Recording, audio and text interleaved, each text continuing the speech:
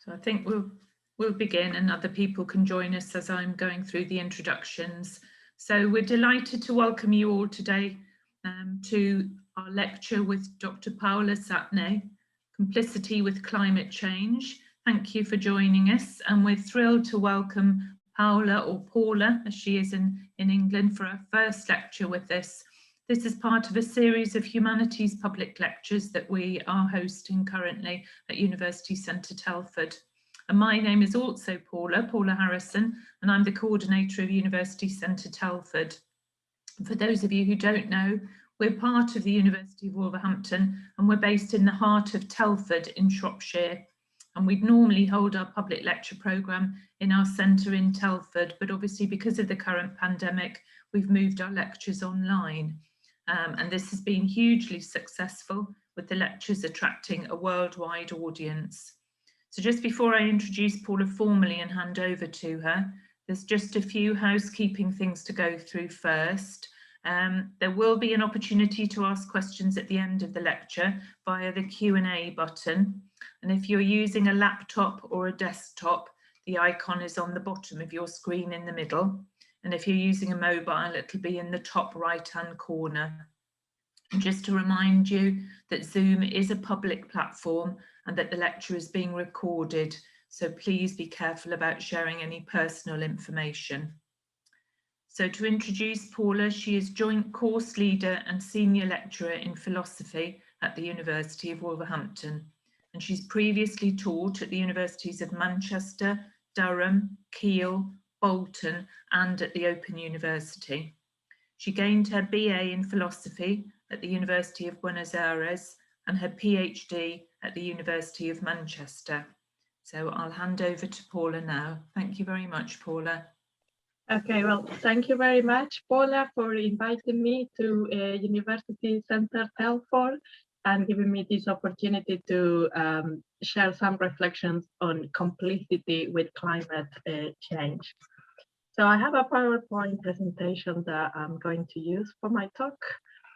And what attracted me to this topic originally was the idea that I was looking for a notion of complicity that might allow us to explain how is that we can be complicit in acts of collective wrongs that don't have a primary actor. So generally, the notion of complicity is used in standard cases. You have a primary actor who is the maybe perpetrator of the wrong, and then he might have some accomplices or bystanders. And you get two different cases of complicity. One case could be accomplices which participate in the wrongdoing, although they are not the primary actors, or people who are bystanders and tolerate the wrongdoer, in which case you can say that they are being complicit with it. But the collective case is different. The collective case involves the idea that you have members of groups and collectives that are complicit in wrongdoing, but there is no one primary actor. So you have the whole group. And I was interested in exploring whether the notion of complicity could help us to understand these cases of collective wrongdoing. So I'm mainly interested in this second case, in the case of the collective case. And there are various cases of collective wrongdoing, and there have been through history, but one that we are experiencing right now, and that is very silent in our everyday experience, is the threat of climate change. And this seems to be something that we are doing collectively, that the humanity as a whole is doing. So that's the first thing to emphasize is this is something that we are doing. It's not merely happening. But it's different to a case of complicity for robbery, let's say, that happens in a legal case. In a legal case, you have a courtroom, you have a judge, you have a jury, and you have a defendant. But when we talk about complicity with a collective harm like climate change, one of the key issues is that the victims of this wrongdoing are in the future, or are either just been born, the ones that are going to suffer the most. So I've written there in the PowerPoint, the victims are powerless because they are young children, and they're voiceless because they don't have a voice yet, either because they're in the future or because they're very young. So really, when we're talking about complicity, I do like the idea of talking about complicity, but there is some disanalogies with the legal case, because we are not in a courtroom, so we have to be our own judge and our own jury. So there are various accounts of complicity in the philosophical literature, and I'm going to focus on two, which I'm going to contrast. So one is a consequentialist account. So for example, maintained by Kagan in 2001. And according to this view, we are complicit in collective wrongdoing if what we do individually makes a negative causal difference to an outcome. So you're complicit if your own actions are causing the overall outcome to be worse. A different idea, one that has been developed more recently by authors working in what I call the Kantian tradition, authors like Williams and Driver, and actually a lot of my talk is going to be based on some ideas defended recently by Garrath Williams. According to this view, we can be morally complicit in collective wrongs, even though we have good intentions and our individual actions make no causal difference to an outcome, inasmuch as we lend moral support to a corrupt social order by participating and benefiting from it. So, to give you a bit more of background, act utilitarianism is one of the main theories in ethics, and it was originally introduced by the philosopher Jeremy Bentham. And to simplify, act utilitarianism says something like this: the rightness and wrongness of a given act should depend upon the consequences of that act. But if we understand utilitarianism or consequentialism in this way, we have what is called the problem of collective action, or the collective action problem. And this is the problem that act utilitarianism appears to be unable to condemn the individual acts if individually they make no difference at all. And to many authors, it has seemed that this kind of complicity, the utilitarian or consequentialist one, fails to account for complicity with climate change. Because it seems that in some cases, an individual actions makes no significant causal difference to an outcome, yet intuitively, we want to say that the individual is complicit in a collective wrong. So, I mean, the key issue here is that the idea will be, you know, one person forgetting to recycle the milk bottle doesn't cause a significant, doesn't have a significant causal impact on the pollution that we all create together. So if you take the action individually, the action doesn't make a contribution to the overall disaster, which is significant enough.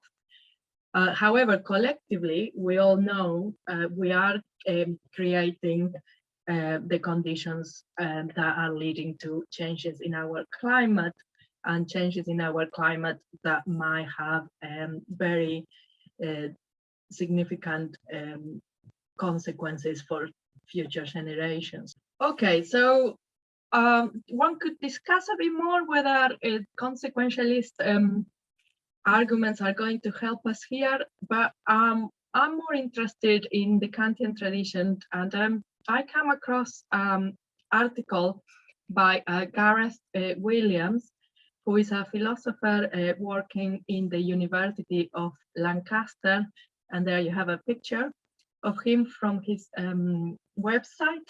And he's written this article that I found really interesting, and it's called The Social Creation of Morality and Complicity in Collective Harms. And yeah, it's in the bibliography at the end of the PowerPoint as well, if you want to follow up the reference. So Williams is also interested in the issue of complicity in cases of large-scale harms and wrongs. And he gives the example of climate change as his main example, although it's not the only one. Williams says climate change is a crime without parallel, just because, you know, if we take it seriously, and if we take seriously the scientific evidence that is coming up, we are jeopardizing the future of the human species by creating inhabitable environments. So let's examine a bit about the idea that climate change is a collective wrong.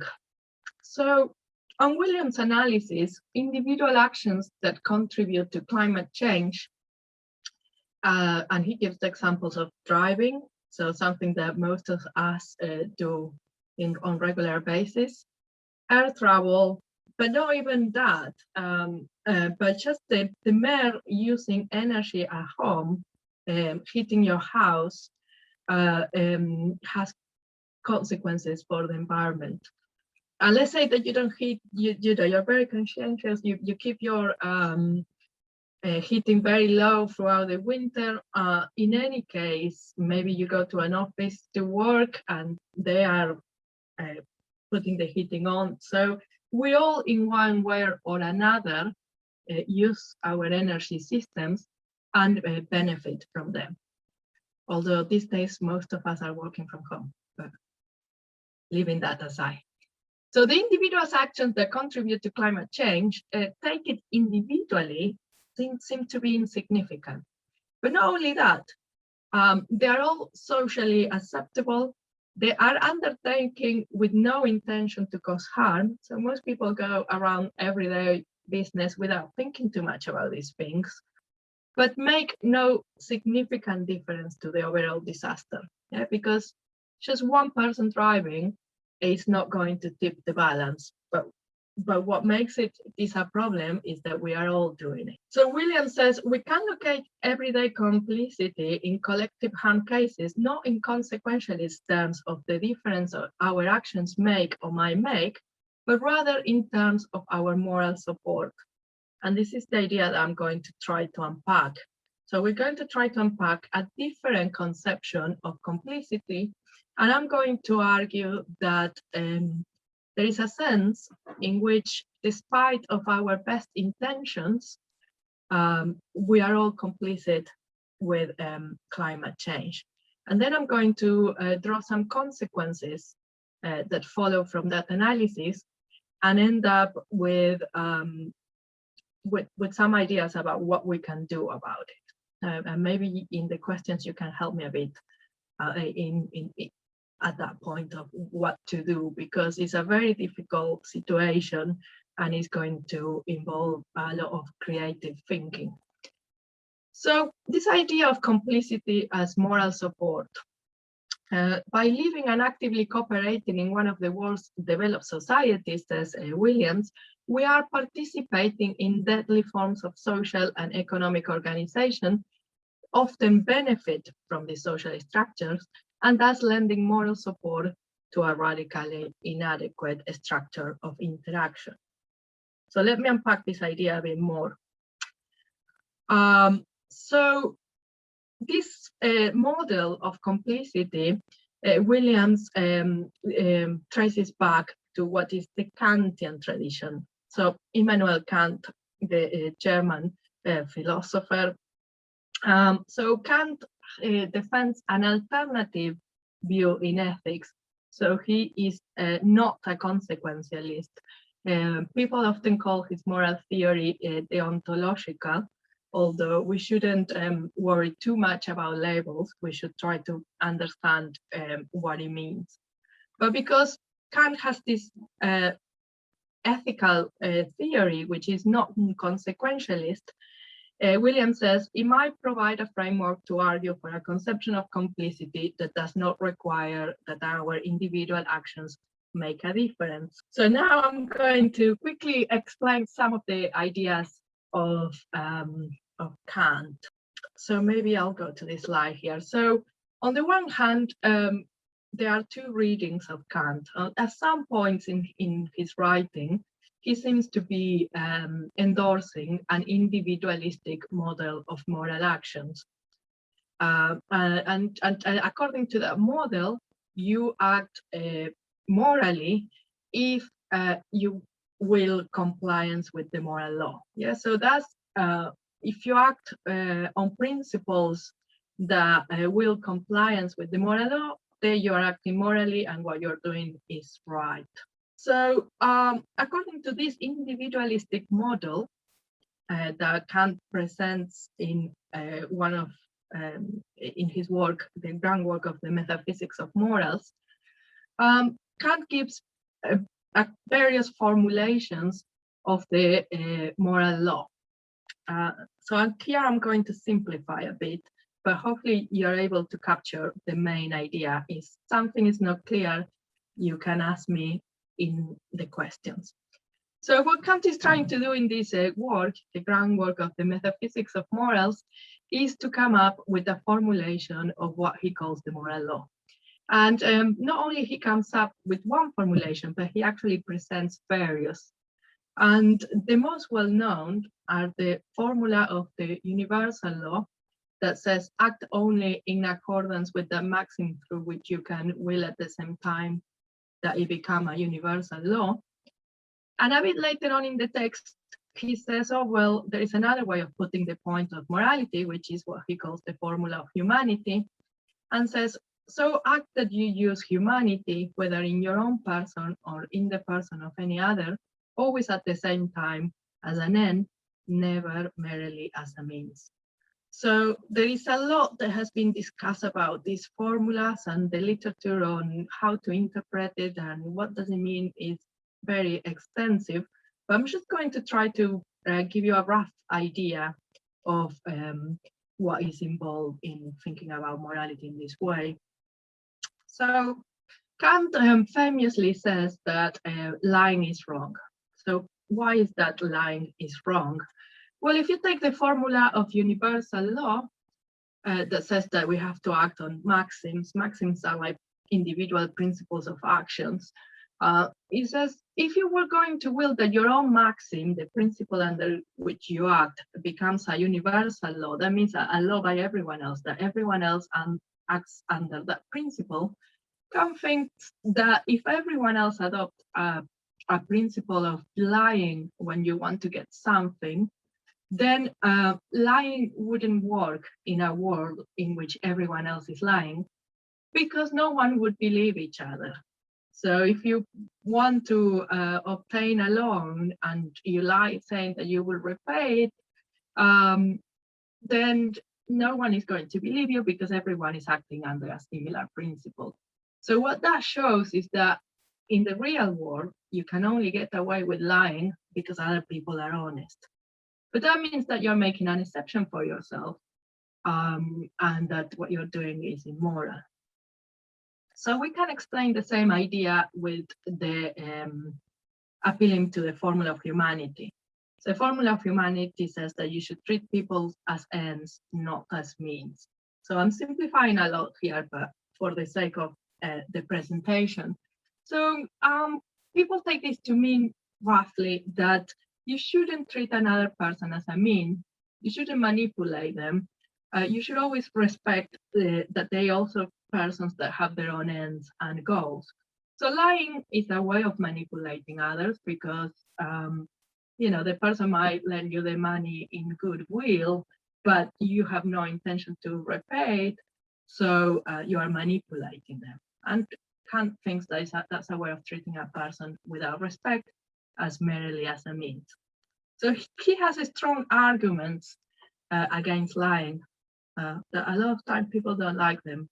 But then he went in another essay, later essay called On the Supposed Right to Lie from Philanthropy. Kant goes as far as saying that if he imagines a case where there is a murderer at the door and he's knocking your door and they want to, you're hiding someone and they want to find that person to kill them. And now this might sound far-fetched, but it's not, because as we know in history, this has happened, for example, during the Nazi regime and many other regimes that are brutal or totalitarian, whether some people are being persecuted by the state and are hiding in someone else's house. And Kant says, well, if the murder is at your door and they ask you, is this person here in your house? You shouldn't lie to them. So he writes, to be truthful, honest in all declaration is therefore a sacred command of reason, prescribing unconditionally one not to be restricted by any inconveniences. Yeah, because lying, the maxim of lying cannot be universalized, because lying is a way of manipulating others. Then lying is, for Kant, wrong in all situations. Now, Garrath Williams, drawing on the work of Tamar Shapiro, claimed that Kant's own reply is unsatisfactory. Telling the truth in that case amounts to complicity. And I fully agree. I mean, I wish he hadn't written this essay saying that you should tell the truth to a murderer at the door. It creates a lot of problems when you're teaching Kant to your students, and they have a lot of questions about this. And I agree. These conclusions, you know, they don't seem to be right. But what is the reason? Is it the reason that lying sometimes is okay? Or is there a deeper reason? And actually what Tamar Shapiro has argued, very interestingly, is that Kant has deeper insights available in his own theory to give a more satisfactory reply. So that's what contemporary Kantians tend to do. They say, not everybody, but a lot of people agree, no, he was wrong in thinking that you should tell the truth to the would-be murderer at the door. The question is why? And now I'm going to try to explain why. So what we need to understand is that in addition to that individualistic model of moral action, Kant also can be read or interpreted as maintaining a collective idea of morality. So according to this model, which is the one that is emphasized by Williams, moral action is a way of joining with others to impose a moral structures on our lives together. And actually, in another formulation of the moral law, Kant seems to say something along these lines: act in accordance with the maximum of a member giving universal law for a merely possible kingdom of ends.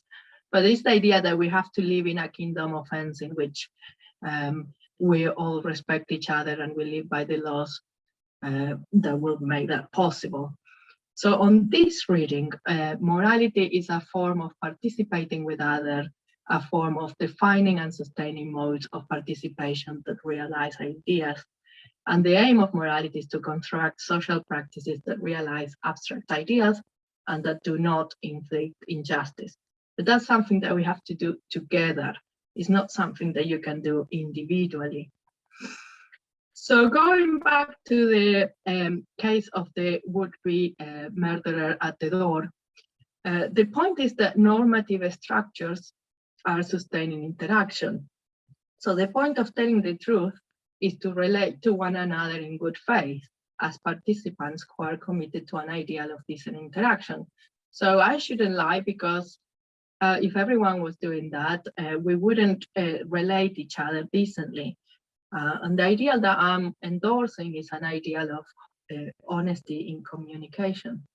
However, in the social order that we are imagining, in which there is a murderer knocking at your door, who wants to ask you if you're hiding an innocent person, telling the truth loses its point because that person has evil purposes. Sorry. So if someone is going to use the information I tell him for evil purposes, then telling the truth loses its point, because the point, when you think about morality in this more collective sense, was to sustain an ideal of decent interaction. But you cannot interact decently with a person that is has those evil purposes. So the point is that the other lacks of participation in this ideal changes the meaning of my actions, because the possibility of decent social interaction is corrupted, and the act of telling the truth is also corrupted. So what should we do if we still believe in the moral principles that I explained before? Well, Shapiro says we should find a surrogate form of action that honors the ideal of decent interaction. Yeah, because the situation is corrupted. In a corrupted situation, immoral modes of actions might also be subverted. So Williams says the defensive lie might be the best or only way to uphold the more minimal ideal of protected people's lives. So in that context, because the situation is corrupt, actually doing what in a better situation will be wrong becomes the right thing to do, because you're doing it to uphold a more fundamental principle, which is the principle of protecting the lives of innocent people. So in that case, this is not what Kant says, but this is an analysis that one can make using his principles. It would be the right thing to do to lie to the murderer at the door. Okay, so the murderer at the door is a one-to-one case. And there's another kind of case, which is a case of what Lucy Allais has been called structural injustice, and which is because you live in a society that is unjust, there is no way for you to act rightly because you don't have any right options. So the philosopher Lucy Allais from South Africa has also written a paper that I found really interesting and that is discussing the piece by Williams, which is called What Properly Belongs to Me Can't Be Given to Beggars. So she analyzes whether it's right. What should we do when we're approaching the street by a beggar that asks us for money? And as we all know, that kind of situation tends to be very painful and very difficult. And I think it's something that here in Britain we have experienced for a few years now, when there is a lot of people who have been made homelessness. What she says is sometimes without just institutions, there is no way for us to act rightly. So Kant thinks that we enter in a civil condition so that we live in a state because we want to uphold our fundamental freedom, innate freedom, and that this means that by living in a civil society, we can uphold security, property rights, and subsistence rights. But the key point that she makes, I cannot explain it fully here, but the key point is that in order to make sense that we all live together in a society to protect our rights, and in particularly our right of freedom, it has to be the case that there are subsistence rights, that everybody has a right to at least what is minimally required to survive decently. Because if we not have those subsistence rights guaranteed, then we are at risk of being dominated by others and our freedom is not protected. Yeah, so you might disagree with those ideas of Kant, but that's what he says. So in a civil condition in which subsistence rights are not effectively granted, yeah, there's going to be some people that are going to, if they're not jobs, or not enough jobs, there's going to be some people that are going to find themselves in the streets. And Kant thinks that in that situation, because the economic system and the social system is itself unjust, Neither the beggar nor a well-intentioned person of means have a way of acting well. So he thinks that begging in a way is not the right thing to do, because it's a way of demeaning yourself, but also a way of using a public space in a way that is not appropriate. But I'm not that interested in criticizing the beggars who might find themselves in a very difficult position and without any other option. But what interested me more is what does the well-intentioned person of means has to do in that situation. And what Lucy Allais says is, look, if you give, that's not the right thing to do, because what the beggar is entitled is to have his subsistence rights guaranteed by the state. So you're not going to remedy by just giving a bit of money. On the other hand, someone who is in desperate need is approaching you in the street and not giving, it is also wrong. So because the situation in which you are in and the society in which you live is structurally unjust, then anything that you do is not completely right. Yeah, you don't have an action to act well in that situation. So she says, giving and refusing to give are deeply problematic. We are related to each other wrongfully, and in the encounter, there is nothing we can do about this. Feelings of guilt, discomfort, resentment, and helplessness might all be part of accurately registering the nature of the situation. So she thinks that this analysis also explains why we feel so uncomfortable in that situation. And it's because we register that the situation is very unjust, but also equally that there's nothing that we can do that's going to be fully right. But this is the point about complicity, and I'm sorry that if this is a bit upsetting, but I think what both Lucy Allais and Williams are saying is, look, okay, you are in a situation of structural injustice. You have no way to act rightly.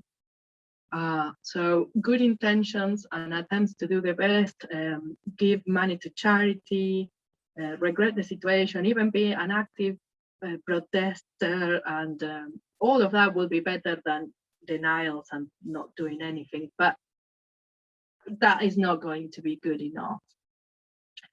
And ultimately, and perhaps unwillingly, the richer person is complicit in a structural unjust social order because they participate in that system.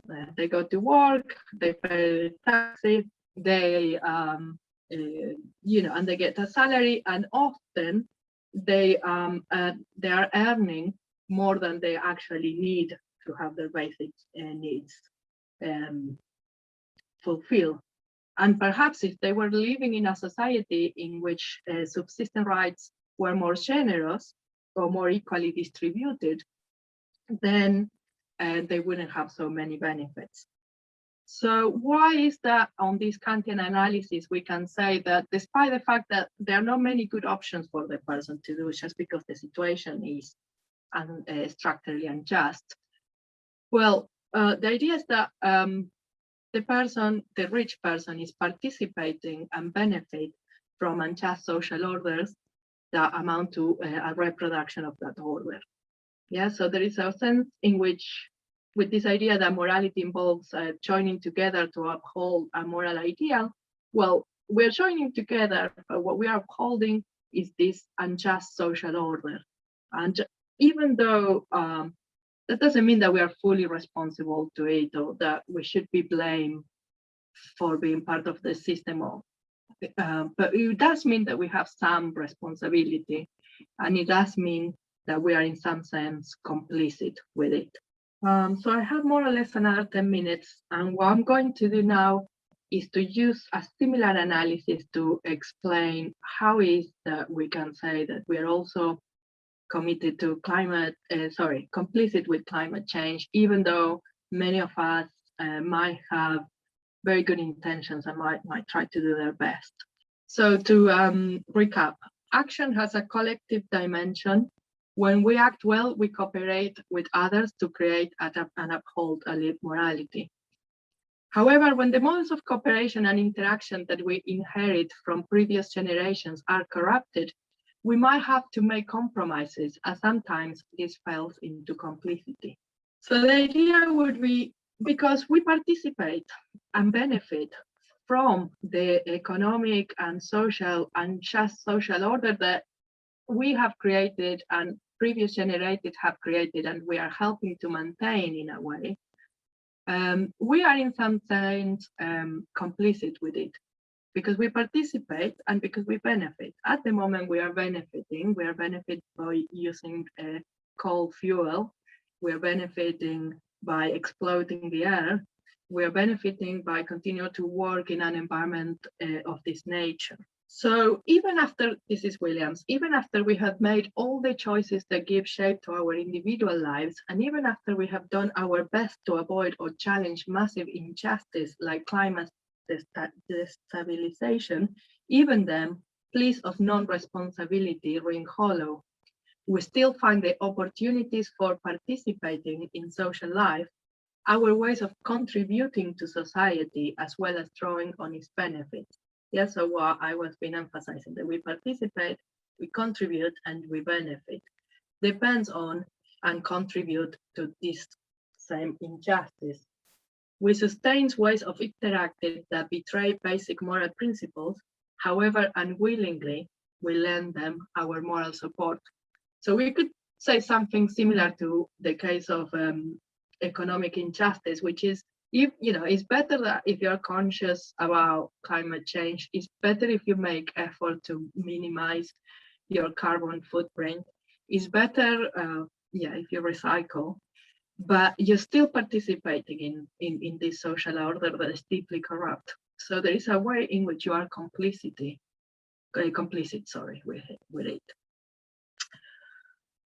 We find ourselves participating in ways of organizing and living together that are radically unjust and unsustainable. And just to remind us ourselves of what unsustainable means, it means that it's not able to be maintained to the current rate of level.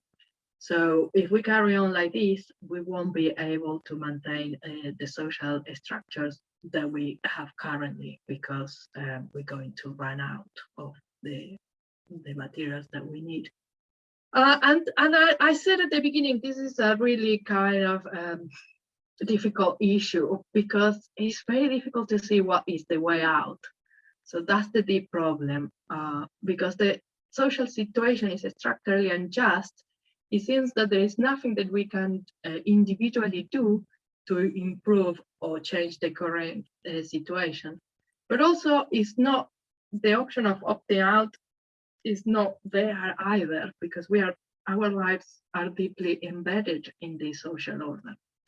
Williams does worry whether this is a form of empty self-denunciation, because and shouldn't we say that if an individual cannot avoid participating and cannot do anything to change the systems, then she's not blameworthy.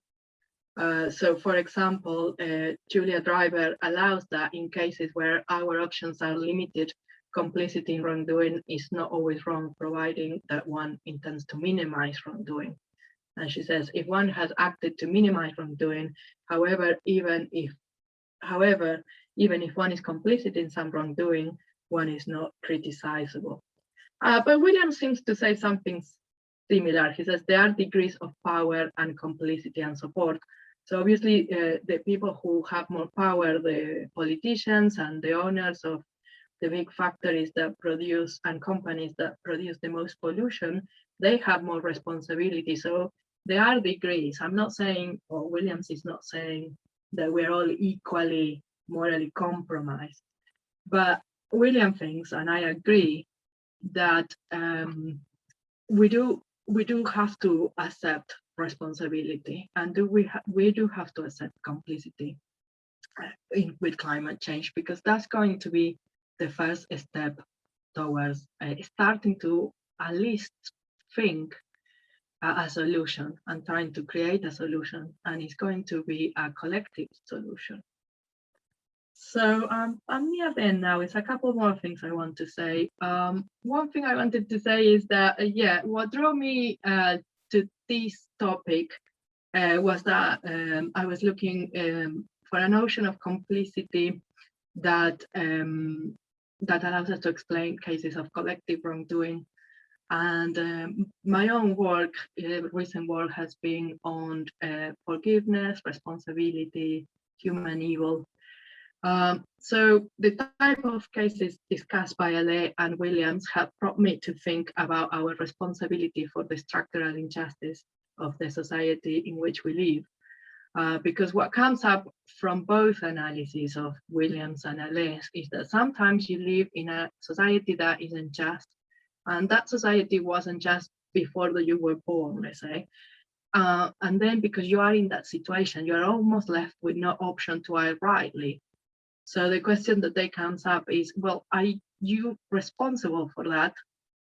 So these cases might initially look like good examples of cases in which what we do is deeply influenced or even determined by our circumstances, so that we're just determined by our situation, and we don't have a scope to make our own moral and free decisions. But what I take from their analysis in a paper of 2020, which is also in the bibliography, is that, well, there is a sense in which our own circumstances are the expressions of our collective agency, in which we are ultimately complicity, and for which we bear some responsibility. So like I said, there are degrees of complicity, but what I take from this analysis is that we do have some responsibility for the problems and the maladies of our own time. And future generations will judge us for that. And that's something that we have to bear in mind. So to finish, I'm almost finished now, so I think I can do it in the next couple of minutes. So, well, the question that I want to finish with, and hopefully I get some input for the public here about what they think that we should do given the complexity of this situation, and you know, the fact that it's something that we have to do together, and individually we don't seem to have a lot of leeway. So charge of complicity, as I already said, is not so much about blaming, but a first gesture to encourage us to become self-conscious of the injustice of the morality we live by. So we just need to be aware and acknowledge that the social structures that we have created are not morally good, and that we are participating and benefit on them, and for that reason we are complicit with them.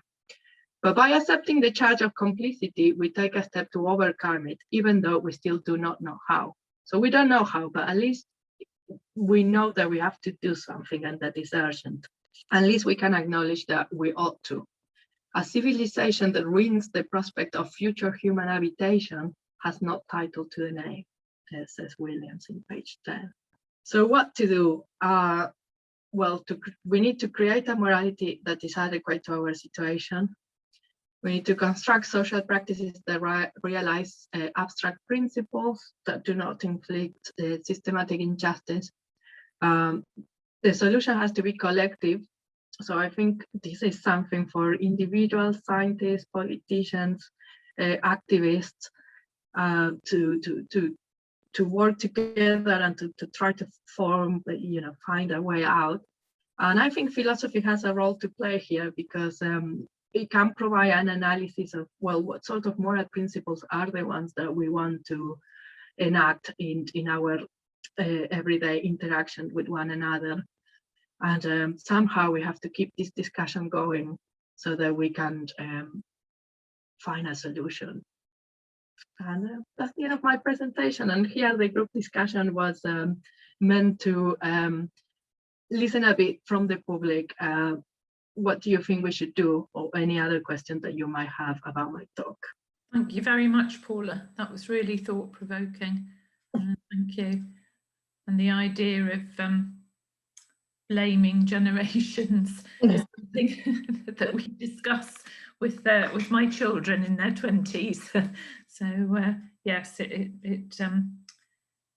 It rang true. Is there anybody who has any questions for Paula? Yes, we have a first question from Sarah. What do you think about collective action building and reaching a tipping point? Yeah, I think that we are collectively, I'm not very sure I fully understand the question, but yeah, I think I would agree with you that we are collectively reaching this tipping point.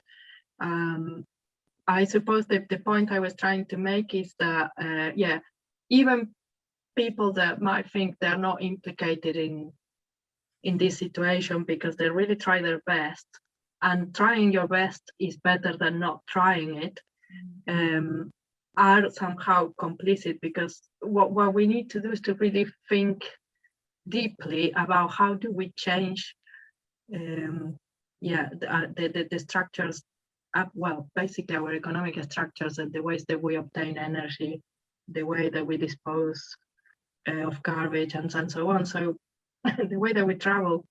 So unless there is a rethinking of these practices, there's no, that tipping point I think that you have in mind is going to be reached.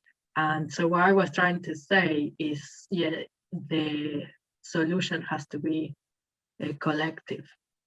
But I don't know if I fully captured the entirety of your question. So if you have a follow-up, please. Okay, thank you. And Josiane says she's interested in the issue of morality and complicity with climate change. Should we work towards a universal notion of morality? And do you conceive of collective morality as something which needs to be global? Oh, great. Thank you for that question, Josiane. Yes, I think that's in the background of the talk, and that's why I've chosen this Kantian framework, which is the framework, one of the frameworks that I work on. And yeah, it's a global and universal morality.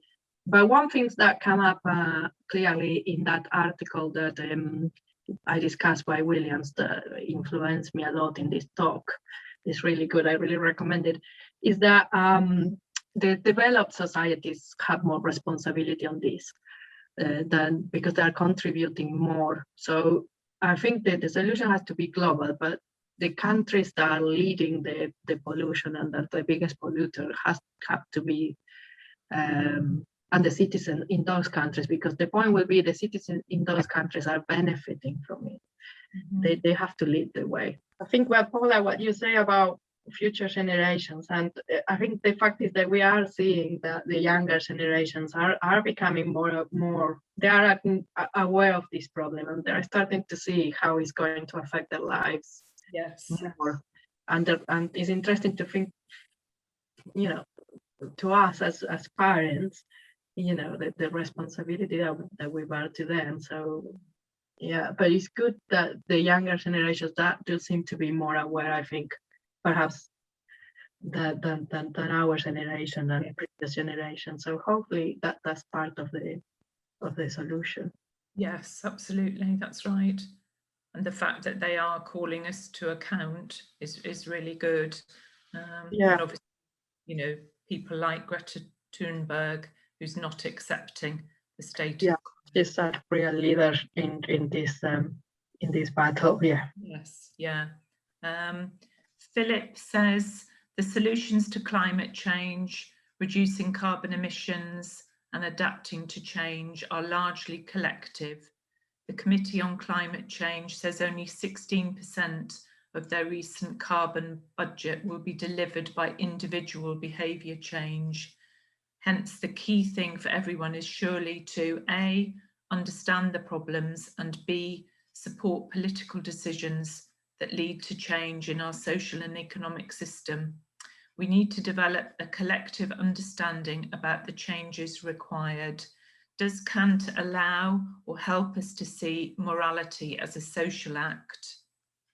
Yeah, I mean, that was really, really helpful. post, Philip, and I fully agree with everything that you say, and thank you for the information as well that there is in that question. I think that's precisely it. So yes, my take would be the reading of Kant that I presented in this talk, which I should clarify is not the most conventional reading. It requires to do certain interpretations of his ideas. So that's why I emphasize it, that there are two ways of reading it. One is to emphasize the individual, and the other is to emphasize the collective. And I think for this type of problems, the problem is that individually you might think that you're acting well because you try to follow these moral laws that I presented before. But if the situation in which you are in is so deeply and structurally unjust, then sometimes individually you don't have options that are good, like in the case of giving to beggars, like that example. And it would be the climate change is a similar one. But I think precisely what I was trying to hint at is that, yes, even though the individual case, as you say, individual emissions are not the biggest problem. The biggest problems is the companies and the way in which we extract energy and so on. I think individually we do benefit from these economic structures that are part of our society. So we do have to be aware, and as you said, we do have to take political parties and governments to account for the changes that need to be done. But I think, yeah, there are degrees of responsibility. So people at the top have more responsibility, and particularly I would say the people who own very big companies and that they are really directly responsible for the practices that they endorsing. But one thing, I mean, to put it into perspective, when we look back to the past and we think about slavery as an economic system, we do tend to think that that it was wrong, and that the people that benefit from it were somehow implicated. We look at the past and we think, well, how could they have done that? And in a certain way, we are doing something which is also morally problematic, and we have to find a way of overcoming. But yeah, it was really helpful post, and the information and what you say, I fully agree. And a comment from Josiane. Thank you for your talk, really interesting, Paula, and I guess it's leaving us pondering about what we can do collectively.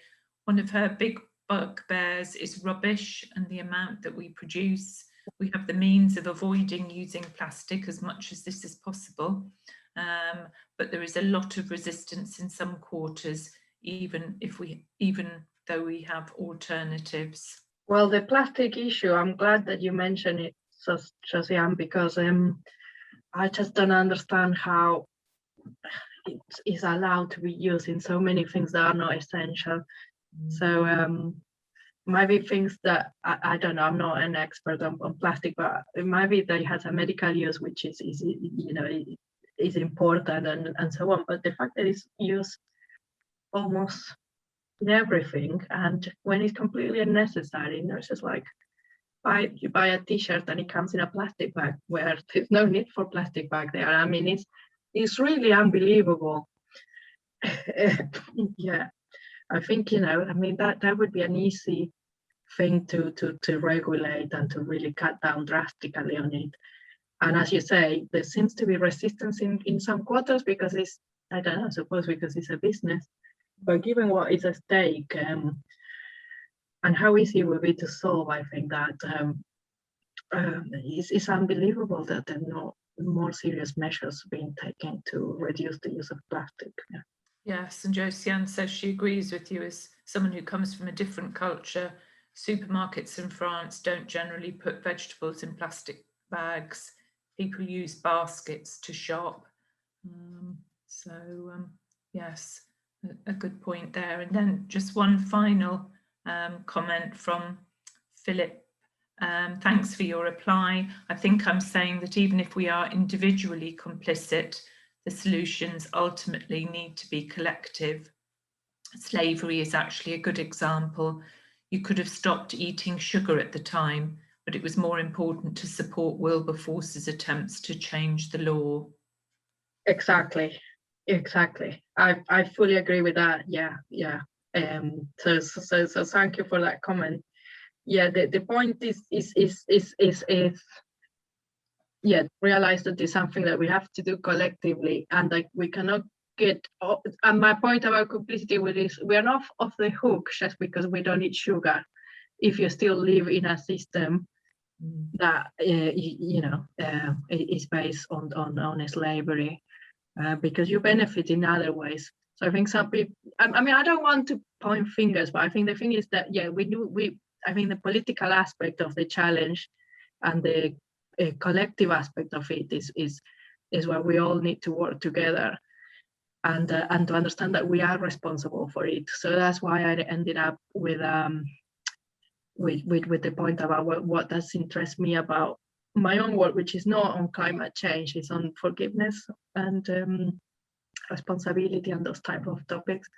So I just wanted to make a bit of a link, which is that there is a sense in we are responsible for social structure in which we live, and although we might have less responsibility for that from our own individual actions, we're still responsible for it, and we can still be held accountable for not having done enough to try to change it. But of course, what we can achieve is still very limited. So that's why the situation is difficult, but I agree with you that that's what we should aim at. Okay, well, thank you very much, Paula. That was really thought-provoking. And obviously thank you as well to the attendees for attending, and also for posing some really interesting questions to Paula. So bye-bye, everybody, and we hope to see you again at another lecture soon.